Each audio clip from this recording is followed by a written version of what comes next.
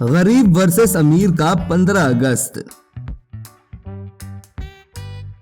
एक गांव में देवीदास नाम का एक अमीर आदमी रहा करता था। वो गैर कानूनी तरीके से बहुत से पैसे कमाता था।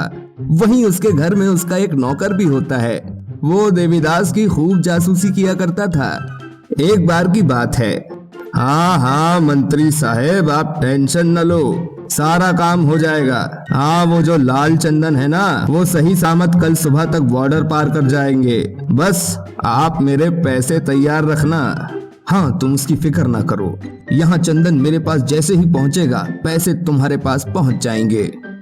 ओके, और अगर किसी चीज की जरूरत हो तो मुझ गरीब को जरूर याद करना। फिर देवीदास कॉल कट कर देता है।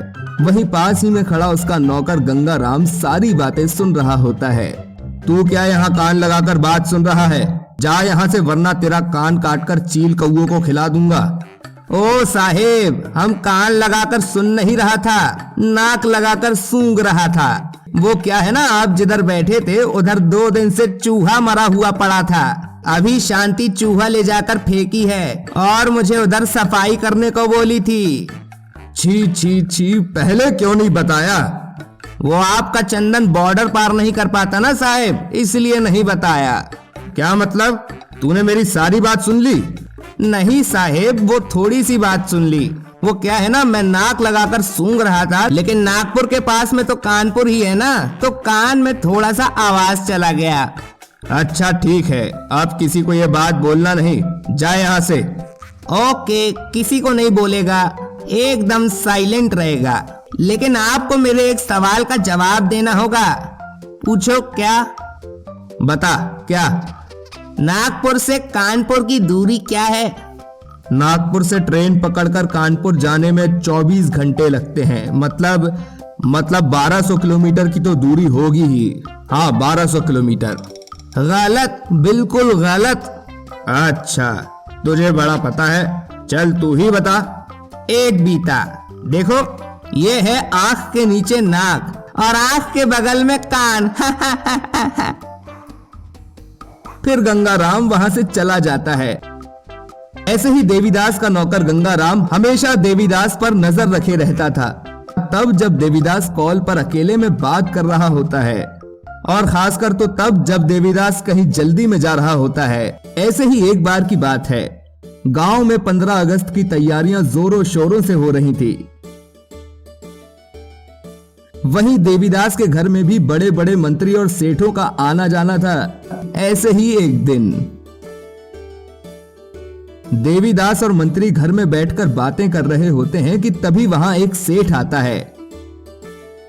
क्यों देवीदास और मंत्री साहेब, 15 अगस्त की मिठाइयां आप दोनों ने एडवांस में खा ली, और भाई हमारे हिस्से की मिठाई कहाँ गई?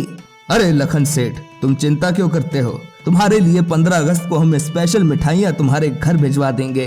पूरा 100 पेटी मिठाइयां। 100 पेटी? वाह, इतनी मिठाई तो बहुत है मेरे लिए। तभी गंगाराम जूस लेकर आता है।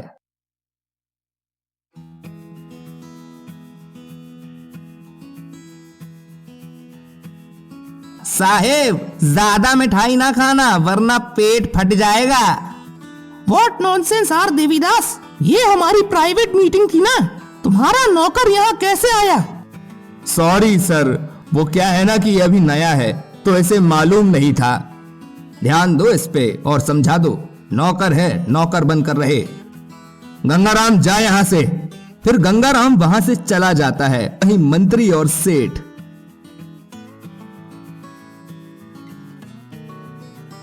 चलो अब हम चलते हैं, मिलते हैं 15 अगस्त को झंडा फहराने के कार्यक्रम में। जी जरूर। और हाँ, मिठाई याद से भिजवा देना। जरूर। फिर दोनों वहां से चले जाते हैं। वहीं गंगाराम वहां हो रही गतिविधियों पर पूरी तरह से नजर रखा हुआ था। क्यों रे गंगाराम, मैं तुझे बहुत दिनों से देख रहा हूं, इतनी जासूसी क्यों कर रहा है? कहाँ मालिक, मैं तो कुछ नहीं कर रहा। ठीक है, जा। वहीं कुछ दिन बाद 15 अगस्त भी आ जाता है और सेठ और मंत्री झंडा फहराने के लिए गांव के बीचों बीच पहुंचते हैं।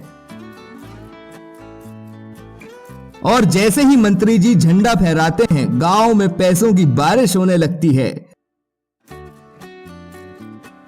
जिसे देखकर देवीदास और मंत्री जी दोनों हैरान हो जाते हैं। तभी देवीदास के पास सेठ आता है। देवीदास, मिठाई कहाँ है? अब तक मेरे घर क्यों नहीं पहुंची? तभी वहां गंगाराम पुलिस के भेष में आता है। मिठाई तो सब में बढ़ गई, ये नौकर पुलिस वाला कैसे?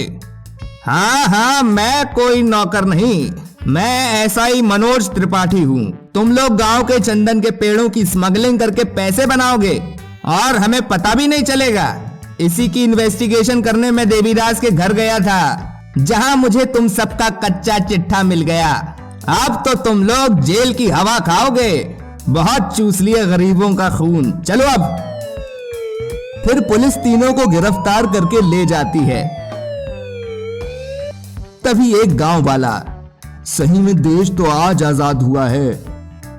फिर सब 15 अगस्त का जश्न मनाने लगते हैं।